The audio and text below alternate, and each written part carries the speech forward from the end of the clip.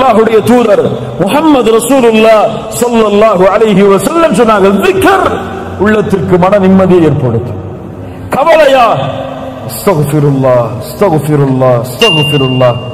துன்பம் ஏற்படுகிறதா, சுப்ஹானல்லாஹ் சுப்ஹானல்லாஹ் சுப்ஹானல்லாஹ். பிரச்சனை, தவிக்க முடியாத பிரச்சனைகள், பள்ளிக்கு செல்லுங்கள், தனிமையில் உட்காருங்கள், அல்ஹம்துலில்லாஹ் அல்ஹம்துலில்லாஹ் அல்ஹம்துலில்லாஹ். யார் தனிமையில் உட்கார்ந்து அல்லாஹ்வை நினைத்த காரணத்தால் அவர்களுடைய கண்களிலிருந்து கண்ணீர் பீரிட்டு ஓடியதோ, நாளை மறுமையில் அர்ஷின் நிழலில் அல்லாஹ் அவருக்கு நிழலளிப்பான். ذிக்ர், அலா பிذிக்ரில்லாஹி தத்மஇன்னுல் குலூப். இது முஃமின்களுக்கு. இன்று பல முனாஃபிக்குகளுக்கு, முஸ்லிம் என்ற போர்வையில் இருக்கக்கூடிய பலருக்கு மன நிம்மதி எதில் தெரியுமா? எதில்?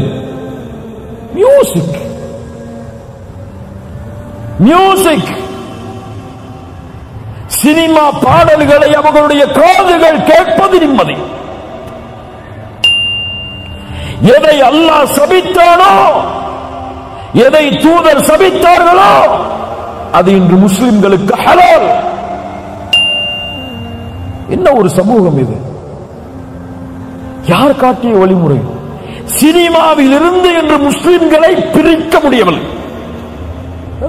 சினிமா பாடல்கள் கேட்காத முஸ்லிம் இல்ல. மாஷா அல்லாஹ், இன்னைக்கு மொபைல் எடுத்து பாருங்க, இங்க இருக்கிறவங்க கையை தொட்டு பாருங்க, என் மொபைல்ல சினிமா பாடல் இல்ல அப்படின்னு எத்தனை பேர் சொல்ல முடியுங்க? சொல்லுங்க, யோசிச்சு பாருங்க. அங்க ஆன்டி வைரஸ்க்கு குரானை பயன்படுத்திப்பாங்க. எதுக்கு? போன் கிடக்கூடாது இல்ல, பரக்கத்து இருக்கிற போன்ல, அதுக்கு குர்ஆன் வேணுமா இருக்கு? லா இலாஹ இல்லல்லாஹ். இரவில் தூங்கும் பொழுது மியூசிக்கை கேட்டுவிட்டு உறங்குகிறான். தூக்கம் அப்போதான் வருது அவனுக்கு. சுப்ஹானல்லாஹ் என்ன வரல, அல்ஹம்துலில்லாஹ் என்ன வரல, அல்லாஹ் அக்பர் என்ன வரல. காதுல ஹெட்போனை மாட்டி மியூசிக்கை கேட்டாதான் வருதுன்னா, அவர்களிடத்திலே சொல்லுகிறேன், உங்கள் கல்பு செத்து விட்டது. ரப்பிடத்திலே கல்பை கேளுங்கள். உடல் மட்டும்தான் உயிரோடு இருக்கு. ஹராமில் இன்பம் கண்டால் உடல் உயிரோடு இருக்கிறது, உள்ளம் செத்து விட்டது. உள்ள உயிரோடு இருந்தா ஹராம கேட்டா வெறுக்கும், அருவருப்பு தன்மை ஏற்படும். இதை விட்டு ஓடருமே என்ன ஏற்படும்? சஹாபாக்கள் சொல்லுவார்கள், இசையும் குர்ஆனும் ஒரே காதில் ஒன்று சேராது. zikr, அல்லாஹ்வை நினையுங்கள். குறைஞ்சு போச்சுங்க. தொழுக முடிச்சிட்டு அல்லாஹ்வுடைய தூதர் சொன்ன zikr சொல்லிட்டு எழுந்திருக்கிறதுக்கு எத்தனை பேருக்கு டைம் இருக்கு? அவ்வளவு பிஸி அவங்க. யாரா முதல்ல வெளியே போறது, வெளியே போனா யாருக்கு அவார்டு கொடுப்பாங்க நிலைமையில பள்ளியில தொழுத காலி. எப்போ இமாம் இக்ராம சொல்லி ருக்குவுக்கு போவாரோ ஓடி வந்து தொழுதுவார். முன்னாடி வந்து உட்கார்ந்து அல்லாஹ்வை zikr செய்யணும், அல்லாஹ்வை நினைவு கூறணும் அப்படிங்கிற zikr எல்லாம் குறைஞ்சு போயிடும். முனாஃபிக் யார் தெரியுமா? முனாஃபிக் யார் தெரியுமா? குர்ஆனில் அல்லாஹ் சொல்லக்கூடிய தன்மை, அல்லாஹ்வை குறைவாகவே zikr செய்வார். யாருங்க பெரியவங்களே, யாருங்க தாய்மார்களே, யார் இவன்? அல்லாஹ்வை குறைவாக zikr செய்பவன் முனாஃபிக்.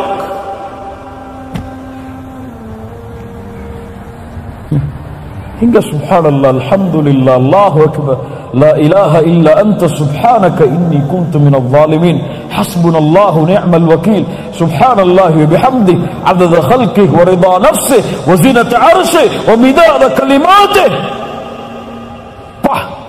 உள்ளம் அப்படியே உயிர்ப்பிக்கும் ஈமானோடு கூறினார்.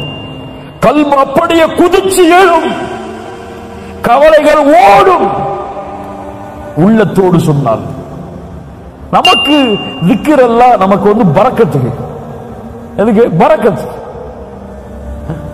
சுப்ஹானல்லாஹ் என்ன அர்த்தம் தெரியாது. ஆனா சுப்ஹானல்லாஹ் சுப்ஹானல்லாஹ் சுப்ஹானல்லாஹ் தஸ்பீஹ் பண்ணி ஊட்டிக்கிட்டே இருப்பாரு. கையில ஒரு மிஷின் தட்டிக்கிட்டே இருப்பாரு. எவ்வளவு சொன்னீங்க? 1000 முறை 2000 முறை. என்ன அர்த்தம்? தெரியாது. அல்ஹம்துலில்லாஹ் என்ன அர்த்தம் தெரியாது. இத்தனை வருஷம் தொழுறீங்கல்ல, சமி அல்லாஹு லிமன் ஹமிதா என்ன அர்த்தம்? என்ன அர்த்தம்? சமி அல்லாஹு லிமன் ஹமிதா என்ன அர்த்தம்? இந்த கூட்டத்தில் எழுப்பி கேட்டா 190 பேருக்கு தெரியாது. அல்லா மாஷா அல்லாஹ், அல்லாஹ் பாதுகாத்தவர்களை தவிர. ஏன் ஆர்வம் இல்லைங்க, கல்பு ஒன்று சேரல, கல்பு அமைதி கிடைக்கல, கல்புக்கு நிம்மதி கிடைக்கல. சமி அல்லாஹு லிமன் ஹமிதா, புகழப்படுவதை அல்லாஹ் செவியேற்கிறான் என்று இமாம் சொல்லும் பொழுது, அப்படியா அல்லாஹ்வை புகழ வேண்டும், ரப்பனா லக்கல் ஹம்த். கல்பு அப்படியே சாந்தி அடையும்.